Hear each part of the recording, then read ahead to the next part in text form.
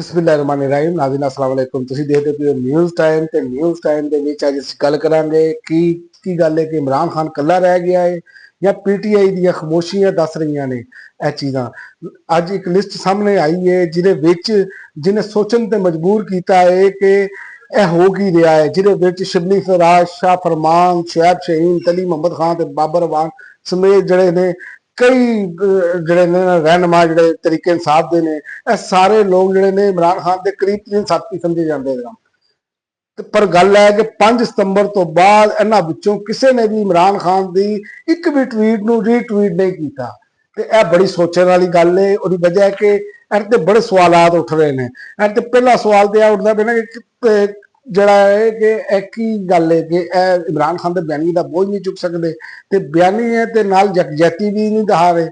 ਤਰੀਕੇ ਇਨਸਾਫ ਦੀ ਸਿਆਸਤ ਹਮੇਸ਼ਾ ਇੱਕ ਮਜ਼ਬੂਤ ਬਿਆਨੀਏ ਤੇ ਇਹ ਕਾਰਕੁਨਾਂ ਦੀ ਯਕਜਹਿਤੀ ਤੇ ਖਲੋਤੀ ਹੈ।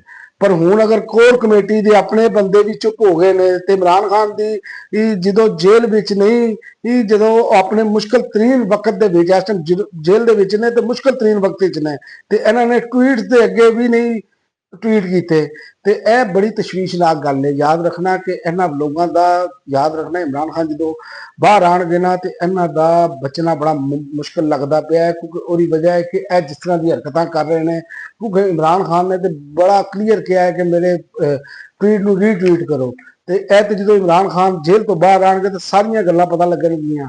ਇਹ ਸੂਰਤ ਹਾਲ ਬਣ ਗਈ ਹੈ ਕਿ ਜਿਹੜਾ ਬੰਦਾ ਕਦੀ ਪਿੱਛੇ ਨਹੀਂ ਹਟਿਆ ਅੱਜ ਉਹ ਕੱਲਾ ਲੱਗ ਰਿਹਾ ਹੈ। ਉਹਦੀਆਂ ਭੈਣਾਂ ਹੀ ਸਿਰਫ ਉਹਦੇ ਨਾਲ ਖਲੋਤੀਆਂ ਨੇ। ਜਿਹੜੀ ਲੀਡਰਸ਼ਿਪ ਹੈ ਉਹ ਲੱਗਦੀ ਨਹੀਂ ਪਈ ਕਿ ਨਾਲ ਖਲੋਤੀ ਜਾਂ ਬਿਆਨੀਆਂ ਦੇ ਬਹੁਤ ਚੁੱਕ ਸਕਣ। ਤੇ ਦੂਜਾ ਇਮਰਾਨ ਖਾਨ ਨੇ ਇੱਕ ਗੱਲ ਹੋਰ ਦੀ ਵਜ਼ਾਹਤ ਕੀਤੀ ਹੈ। ਉਹਨਾਂ ਨੇ ਆਖਿਆ ਹੈ ਕਿ ਮੁਰਾਦ ਸਈਦ ਮੇਰਾ ਵਫਾਦਾਰ ਸੀ, ਵਫਾਦਾਰ ਹੈਗਾ ਹੈ ਤੇ ਵਫਾਦਾਰ ਰਹੇਗਾ। ਔਰ ਉਹਨਾਂ ਨੇ ਕਿਹਾ ਕਿ ਮੁਰਾਦ ਸਈਦ ਨੂੰ ਮੈਂ ਹਦਾਇਤ ਦਿੱਤੀ ਹੈ ਕਿ ਅੰਡਰਗਰਾਉਂਡ ਹੋ ਜਾ। ਉਹਨਾਂ ਨੇ ਕਿਹਾ ਕਿ ਮੈਨੂੰ ਕਿਸੇ ਡਰ ਜਾਂ ਖੌਫ ਦੀ ਵਜ੍ਹਾ ਤੋਂ ਇਹ ਗੱਲ ਜਿਹੜੀ ਹੈ ਨਾ ਮੈਂ ਕਹੀ ਹੈ ਕਿ ਉਹਨਾਂ ਦੇ ਬਾਰੇ ਜੇ ਇਤਲਾਹ ਸੀ ਮਨਬਾਬ ਫਜ਼ੂਲ ਰਾਏ ਤੋਂ ਕਿ ਉਹਨਾਂ ਨਾਲ ਜਿਹੜਾ ਸਲੂਕ ਹੈ ਬੁਰਾ ਕੀਤਾ ਜਾਏਗਾ ਮੁਰਾਦ ਸਈਦ ਨਾਲ। ਤੇ ਬੜੇ ਸਾਰੇ ਲੋਕ ਜਿਹੜੇ ਨੇ ਇਹ ਗੱਲਾਂ ਕਰ ਰਹੇ ਸਨ ਕਿ ਇਮਰਾਨ ਖਾਨ ਜਿਹੜੇ ਮੁਰਾਦ ਸਈਦ ਜਿਹੜੇ ਨੇ ਅੰਡਰਗਰਾਉਂਡ ਨੇ ਉਹਨਾਂ ਦੀ ਕੀ ਕਾਰਕਰਦਗੀ ਨੇ। ਔਰ ਪੀਟੀਆਈ ਦੇ ਅੰਦਰ ਬੈਠੇ ਲੋਕ ਤੇ ਜਿਹੜੇ ਐਸਟੈਬਲਿਸ਼ਮੈਂਟ ਦੇ ਕਰੀਬ ਲੋਕ ਨੇ ਉਹ ਗੱਲਾਂ ਕਰ ਰਹੇ ਸਨ, ਲੇਕਿਨ ਉਹਨਾਂ ਨੂੰ ਇਮਰਾਨ ਖਾਨ ਨੇ ਜਿਹੜਾ ਨਾ ਉਹ ਜਵਾਬ ਦੇ ਦਿੱਤਾ ਜੀ ਕਿ ਕਰ ਲੋ ਜੋ ਕਰਨਾ ਜੇ ਹੈ ਤੁਹਾਡੇ ਸਾਹਮਣੇ ਵੇ। ਤੇ ਦੂਜਾ ਅੱਜ ਅਲੀਮੀਨ ਗੰਡਾਪੁਰ ਨੇ ਵੀ ਵਜ਼ਾਹਤ ਕਰ ਦਿੱਤੀ ਹੈ। ਅਲੀਮੀਨ ਗੰਡਾਪੁਰ ਨੇ ਕਿਹਾ ਕਿ ਇਮਰਾਨ ਖਾਨ ਨੇ ਮੈਨੂੰ ਦੌਰਾ ਕਾਬਲ ਦੀ ਹਦਾਇਤ ਕੀਤੀ ਹੈ, ਲੇਕਿਨ ਮੇਰਾ ਤੇ ਪਾਸਪੋਰਟ ਬੁਲਾ ਕੇ ਅਰੀ ਵੇ ਮੈਂ ਜਾ ਨਹੀਂ ਸਕਦਾ। ਉਹਨਾਂ ਆਖਿਆ ਕਿ ਮੇਰਾ ਪਾਸਪੋਰਟ 9 ਮਈ ਤੋਂ ਬੁਲਾ ਕੇ ਤੇ ਦੇਖ ਲਓ ਇੱਕ ਸੂਬੇ ਦਾ